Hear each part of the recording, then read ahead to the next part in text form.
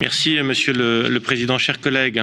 Cette Union européenne n'apprendra donc jamais ni les leçons de l'histoire ancienne, ni celles des années passées. Le rapport qui sera probablement voté cette semaine sur la Turquie est au mieux un aveu d'impuissance, au pire une lâcheté consommée.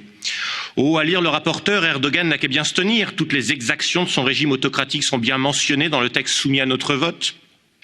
Mais le rapport refuse obstinément d'en nommer les causes et, plus grave, d'en tirer les conséquences. La première des causes, c'est l'islamisme et l'héritage de l'occupation ottomane brandi par Ankara comme un drapeau pour faire taire toute opposition, utilisé au sein de la diaspora turque en Europe comme un levier sur les diplomaties du vieux continent. La deuxième, c'est la faiblesse intrinsèque de cette Union européenne qui, autoproclamée puissance douce, se paie de mots mais n'ose jamais les actes. Les conséquences à tirer de l'attitude de la Turquie sont pourtant simples. Arrêt pur et simple des négociations d'adhésion et fin des crédits qui vont avec. Le rapport n'envisage évidemment pas cette solution et propose que l'argent versé le soit à la société civile. Quelle naïveté coupable! À la force affichée de la Turquie, l'Union européenne n'oppose que de bons sentiments et démontre ainsi au monde l'impuissance de son modèle.